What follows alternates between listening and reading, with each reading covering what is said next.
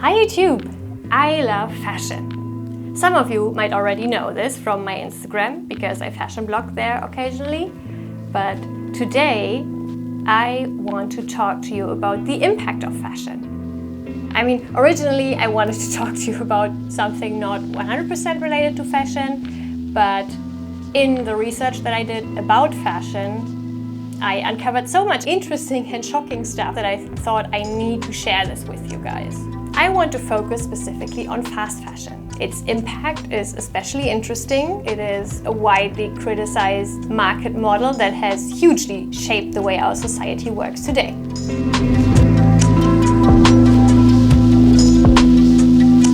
Before we begin, if you want to read up on something that I say, I have linked a source document in the description, and also I'm showing the sources in the video. So, without further ado, let's get right into it.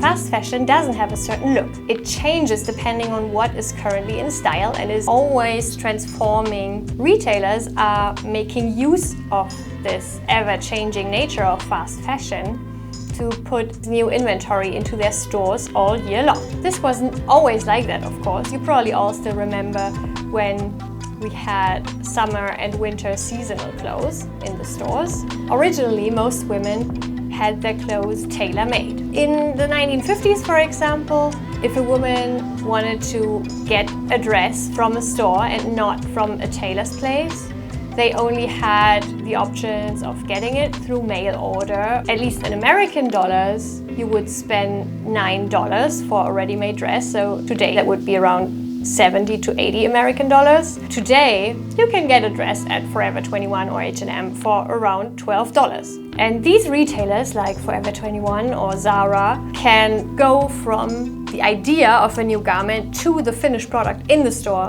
in sometimes even just 2 weeks, which is pretty insane. Good-looking fashion can become really affordable. The low prices can be a huge help for low-income families. Also, some of the big retailers have opened up the market for fashionable options, for sizes that even just 10 years ago didn't really sell on the market, like plus size. The fast fashion retailers have impacted the market so much that even high fashion brands like Prada or Louis Vuitton feel the pressure from the fast fashion retailers. So instead of just bringing out 2 collections per year, they make 4 or even 6. It's not just the fast fashion production that is getting faster and faster. Our consumption is also growing. According to my research, the world consumes 80 billion pieces of clothing per year. If you compare that to history, then that's a huge rise. My research suggests a growth in consumption of 400% from only 20 years ago. I also read an example that British people consume 5 times the amount of clothing that they consumed in the 1980s.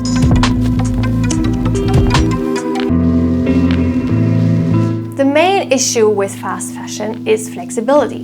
In today's times, fashion is largely tied to the internet, and as you know, in the internet everything moves really fast. Something that is trending because Kim Kardashian wore it yesterday could already be completely outdated again tomorrow, and the fast fashion retailers want the flexibility to react to that.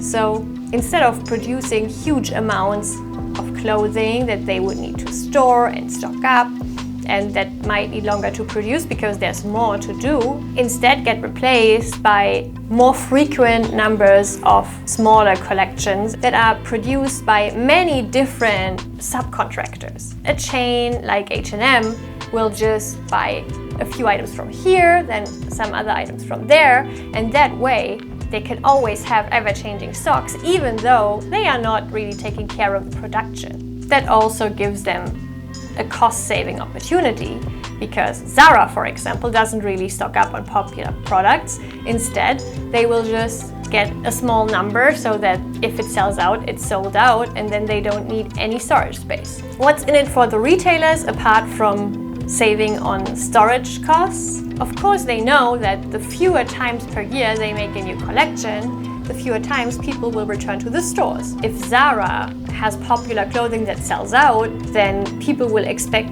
new stuff to come in, so they return and get that novelty feeling again.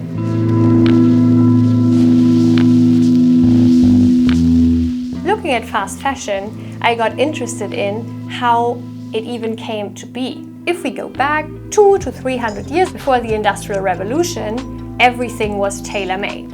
And clothes took weeks or even months to finish. So it was pure luxury to have clothing made, and you would treasure it your entire life and mend it as much as you could.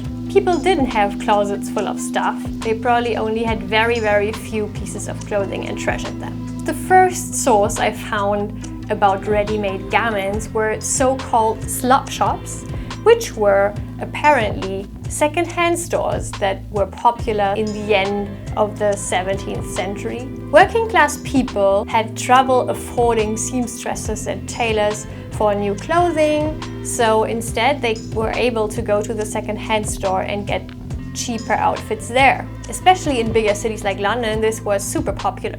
Even the stock sold in slop shops was mostly handmade, therefore still huge effort to make and low in quantity. Shortly after, however, sewing machines were invented, and they paved the way for ready-made clothing on a larger scale. Especially in Britain, this really became its own industry.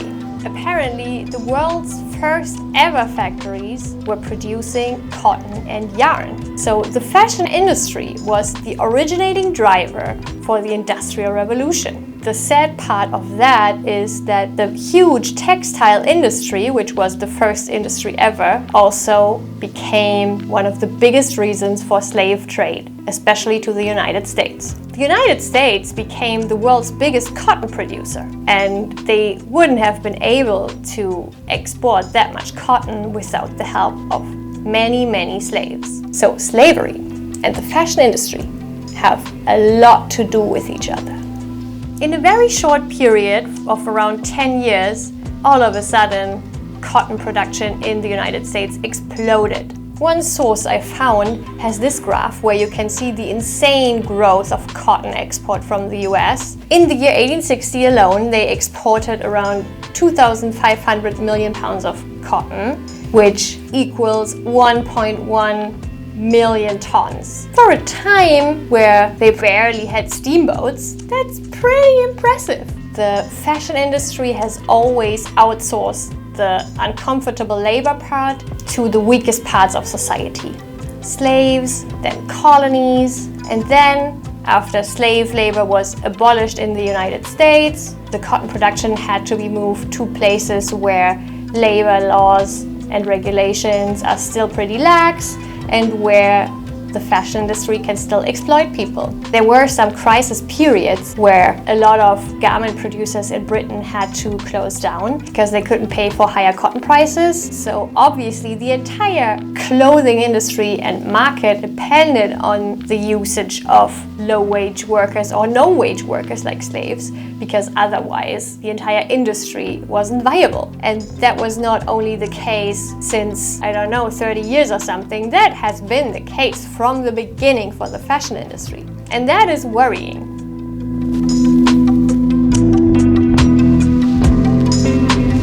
In Britain, we had industrialization, we had factories produce clothing, but how can it be that in the 1950s people would still get their clothing tailor-made?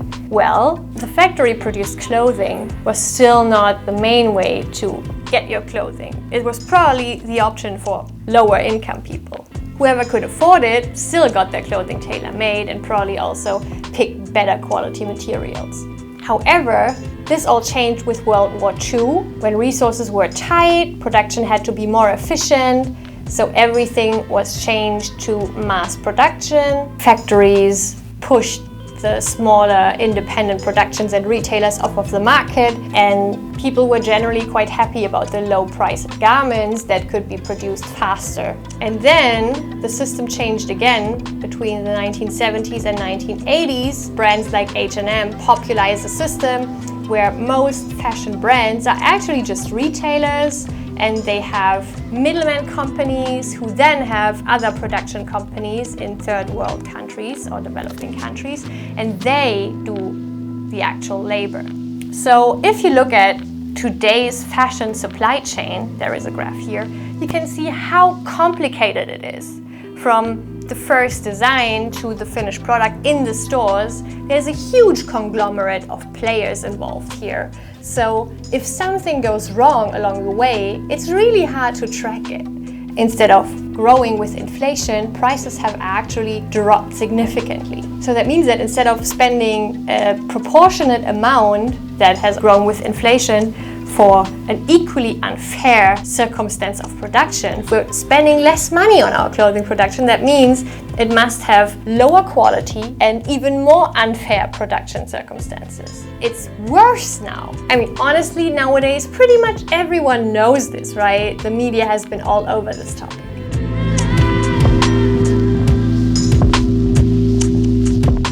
If we believe the sources that I've read, it's not just a historical thing, but also a socio-cultural phenomenon. Fast fashion consumers are mainly younger women who are influenced by celebrities and social media influencers. The big retailers pair up with these influencers, then there are limited edition collections or limited stocks like with Zara. And if you're one of the early adopters of this fashion, you have the benefit of feeling special and exclusive. Even if you don't have a lot of money to spend, you can feel almost the same kind of exclusivity as if you just got something off of a high fashion runway. Another factor is that, according to research, 41% of 18 to 25-year-olds feel pressure to wear a different outfit every time they go out. It's probably Instagram culture, right? But I know the feeling. The more you want to gram, the more outfits you need. As a consumer, you will buy wherever you get the decent quality product for the cheapest price and with the least effort. If I want to go to a tailor and have my clothing made, it takes forever, right? And it costs way more than if I just buy it at a store. The low prices that we as fast fashion consumers pay are reverse engineered from what we are willing to pay, and then production is adapted. So because we aren't willing to pay more money, we will get its value in return, and the system will adapt to provide only cheapest options in the future. And then the irony is that it's really hard as a consumer to say no to this. There is this luring cheap price saying, oh, I'm only $3. It's no big investment at all. You can buy me.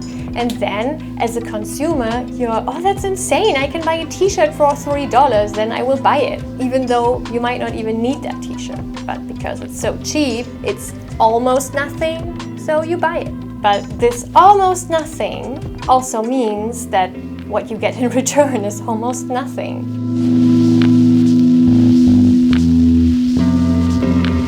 Fast fashion retailers have admitted that they built planned obsolescence into their product. One article I've read says, a fast fashion product can be measured in the amounts of washes before it starts to fall apart. Many fast fashion companies openly say that products will last for about 10 washes, after which the product will just deteriorate. Seriously? That's why each person on the globe consumes 80 pieces of clothing per year. If we're buying this shitty quality clothing, then of course it's gonna end up in the trash. Zara, for example, views fashion items as non-durables, with an expiration date of about 4 weeks. The entire chain of production of fast fashion is immensely resource intensive. It's one of the largest, if not the largest, chain of production and consumption in the world. Around 1 in 6 people on the planet works in the fashion industry. It's the most labor-dependent industry ever. So a lot of the bad conditions for workers are due to the fashion industry. If you look more closely at the materials that the fashion industry actually uses these days, most of them are man-made fibers. And in those man-made fibers, there are 2 types, plastic and cellulose. Cellulosic fibers are, quote-unquote, produced from chemically processed wood pulp or other naturally sourced byproducts like cotton scraps and sawdust. So these include rayon, viscose, modal, and tencel. And for the plastic fibers, the production of polyester textiles alone emits about 706 million tons of greenhouse gases each year. And regardless of whether it's man-made fibers or not, the natural resources that go into the production are huge. They include 145 million tons of coal and approximately 2 trillion gallons of water. Cotton is not great for the environment either because it's a very water-greedy plant. Then there are pesticides, which are used to grow the cotton, and there is a region in India, Punjab, where these pesticides have led to rising numbers of cancer patients, children with birth defects, and so forth. Furthermore, the region in India, Punjab, is also known for a huge suicide rate of farmers who get in debt because they need to buy new technology to harvest their cotton and they cannot face their debt anymore. So one source I've read suggests that one farmer kills themselves there every 30 minutes, which is insane. For the man-made fibers, we have polyester, which has chemical byproducts that then go into the wastewater. And in a lot of the countries where these materials are produced, the environmental protection and health standards for the workers are not good enough. All in all, we're living at the expense of the developing world. We're polluting their land.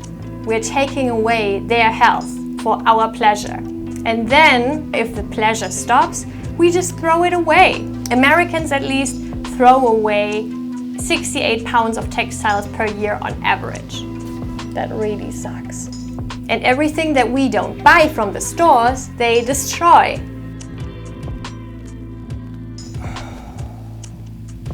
All of this is pretty damn horrible. So what can we do about this?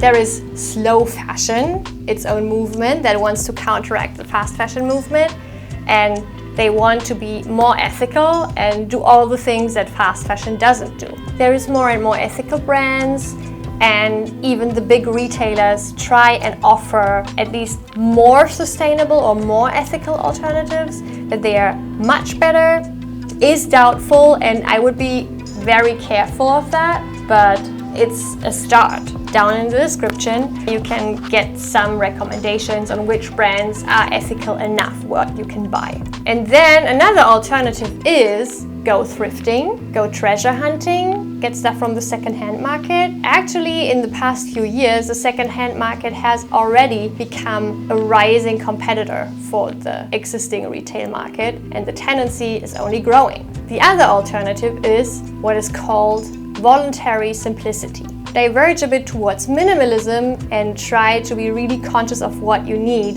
and everything that you don't need, like that $3 t-shirt, just leave it. And this choice of consciously non-consuming is one of the big things that we as consumers can do. As long as we as consumers consider clothing disposable, something we can just buy and then throw away after a couple of wears, even if H&M sells conscious collections, that's not gonna change the system. So if we as fast fashion consumers change what we prefer, the industry will have to transform with us. However, so far I have only talked about we as consumers. Is the consumer really the only thing that can stop this? What about the system itself? The British government, for example, rejected recommendations to add a 1 pence tax onto clothes to raise money for environmental protection and better circumstances for the workers. If even 1 pence gets rejected, then as you can see, we still have a lot of work to do in this world. So I think that regulation and legislation could help with that change. Another question is, what about fashion that is not clothes? What about things like phones? Our technology gets outdated and out of fashion so quickly that we might buy a new phone once or twice a year, even though our old one still works perfectly fine. Is our consumption behavior already broken regardless of what industry we look at? What do designers have to do with the issue? If you want to find out answers to these questions, then you should subscribe to my channel and maybe also like this video, because I will be making more videos on this topic. So if this was interesting to you, hopefully see you around.